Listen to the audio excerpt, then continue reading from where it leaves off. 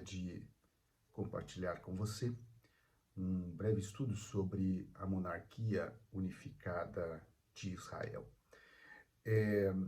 A monarquia em Israel, ela começa durante o ministério profético de Samuel, quando o povo pede a Deus um rei, à semelhança de seus países vizinhos.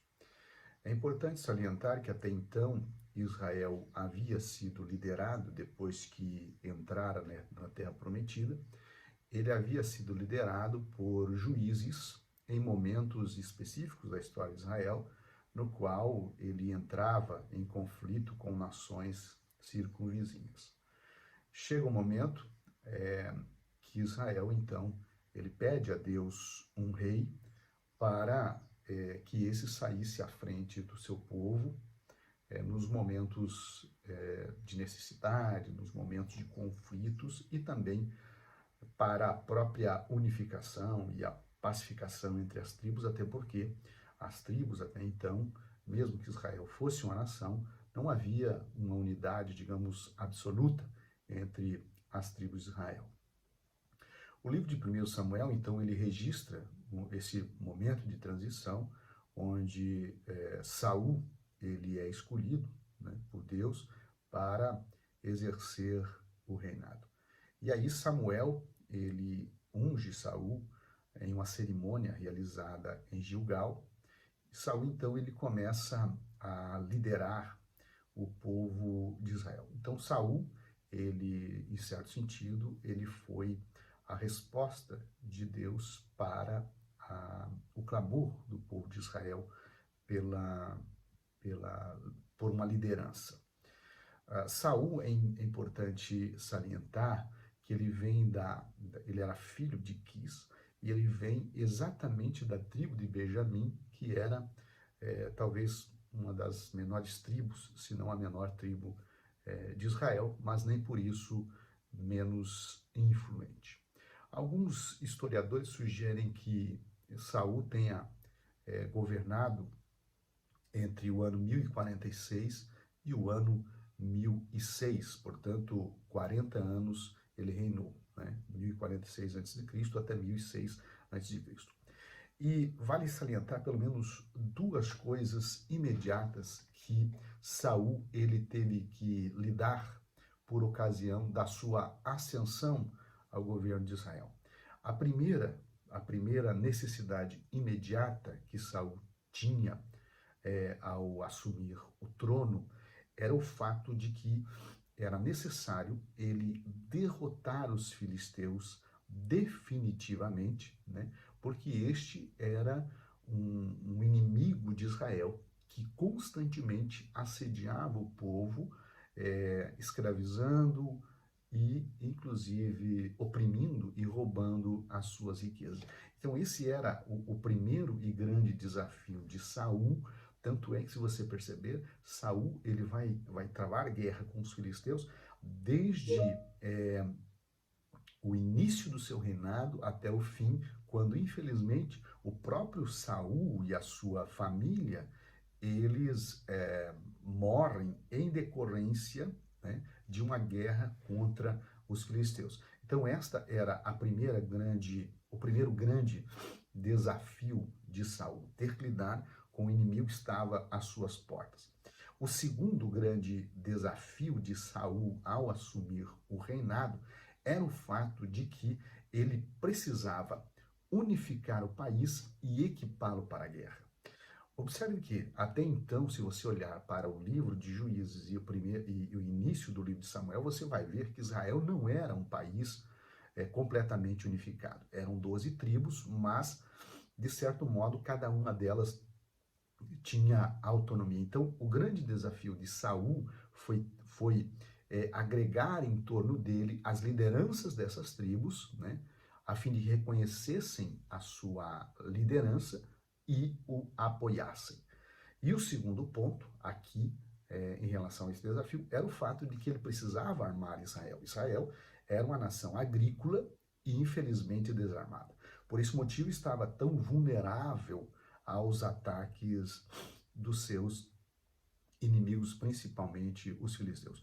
Infelizmente, o reinado de Saul ele vai experimentar um declínio devido à sua constante desobediência e o fato dele constantemente ultrapassar a linha para o qual ele fora escolhido, porque ele fora escolhido para reinar sobre Israel, mas você vai perceber que frequentemente ele ultrapassava essa linha política e adentrava na esfera religiosa, que era a esfera do profeta Samuel. E isso, consequentemente, desagradava a Deus e também prejudicou muito a sua liderança.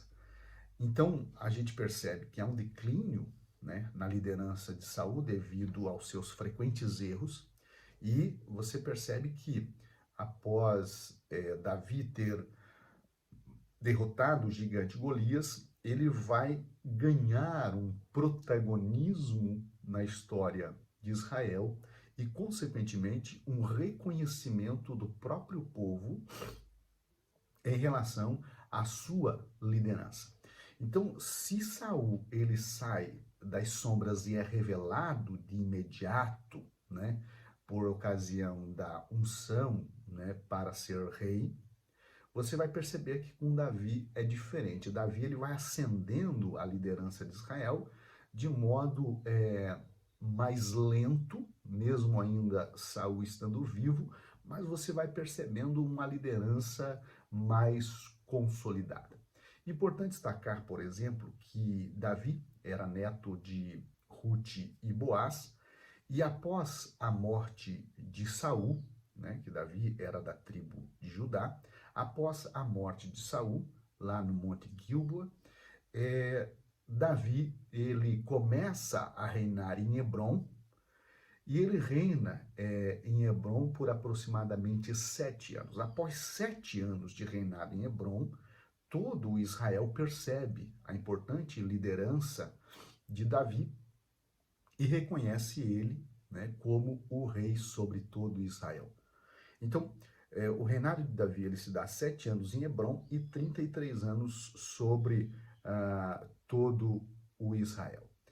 E Davi ele lidera também Israel por aproximadamente 40 anos, né? E nesses 40 anos você vai perceber que ele desenvolveu uma política expansionista no sentido de alargar alguns termos do território de Israel, conquistar ainda alguns espaços que ainda não haviam conquistados, e não somente isso, mas ele fortaleceu militarmente Israel, ao ponto de Israel, então, tornar-se uma nação rival frente aos seus inimigos, guerreando na mesma condição ou na mesma proporção, digamos assim, de condições militares.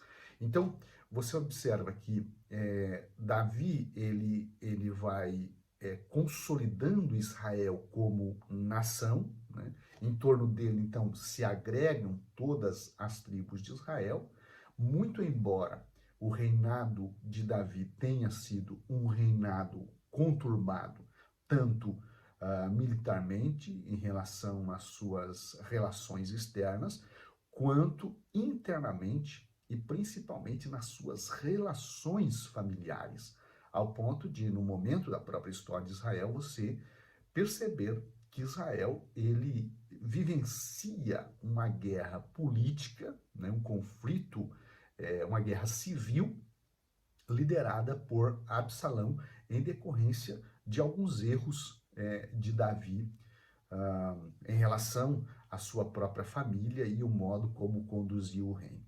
Diferentemente de Saul, né, Davi ele sempre teve uma postura, digamos, de reconhecimento, ou na maioria das vezes de reconhecimento dos seus erros e de mudanças. Ele se propunha a mudar. Então, você percebe então essas diferenças entre esses dois primeiros reinos. Eles foram importantíssimos para Israel porque eles consolidaram Israel como nação. Eles trouxeram Israel para o cenário, né, político ali do Oriente Médio. Agora, após a morte de Davi, o seu filho Salomão, ele assume o trono. Salomão, ele vai governar provavelmente entre o ano 970 e o ano 930 a.C., e ele era filho de Davi com a Betseba. O que chama atenção durante o reinado de Salomão são pelo menos duas coisas.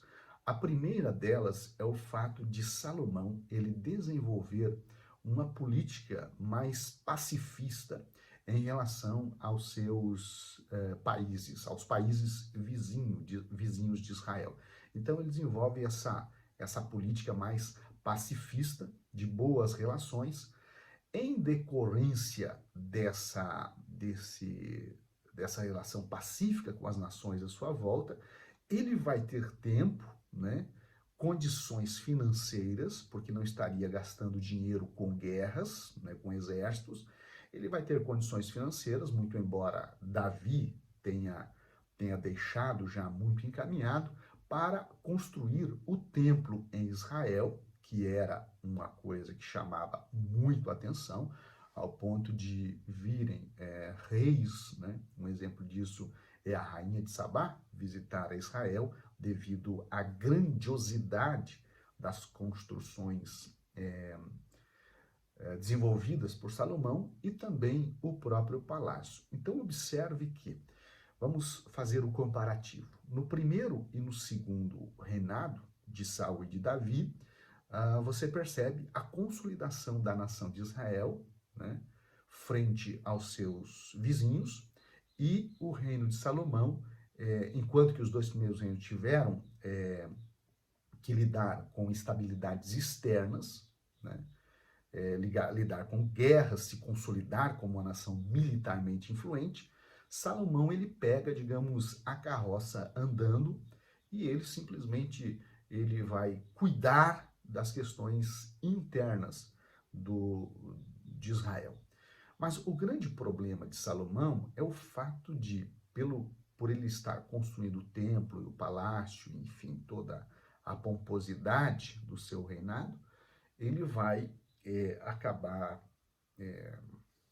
criando impostos muito pesados que, após a sua morte, esse será o ponto que Roboão terá que lidar e, infelizmente, por falta de sabedoria e até de discernimento político, ele não conseguiu lidar com isso. Então, o reinado unificado de Israel, ele começa com Saul, ele se concretiza com Davi, e aí ele, de fato, é consumado com Salomão. Mas observe que essa monarquia unificada, ela perdura por 120 anos. Após isso, você percebe que o filho de Salomão, chamado Roboão, ele assume o trono, né, assume o governo, diante do clamor do povo em relação aos altos impostos cobrados por Salomão para a construção do templo, o fato dele não saber lidar com essa demanda vai abrir espaço para uma reação política por parte de Jeroboão no sentido de conquistar parte das tribos de Israel. Então, após a morte de Salomão, Roboão ele perde a liderança sobre as 10 tribos do norte e ele fica com apenas as 2 tribos do sul, Judá e Benjamim, que a capital era Jerusalém, onde estava o templo, e Jeroboão, então, ao assumir o governo, o reinado das 10 tribos do norte, estabelece Samaria como a capital do reino do norte. Então, esse é o resumo do período da monarquia unificada em Israel, os seus desdobramentos e o modo como ela foi dividida por ocasião da ascensão de Roboão, filho de Salomão, ao trono de Israel. Um forte abraço, espero que você tenha compreendido um pouco sobre a monarquia unificada de Israel e até uma próxima oportunidade.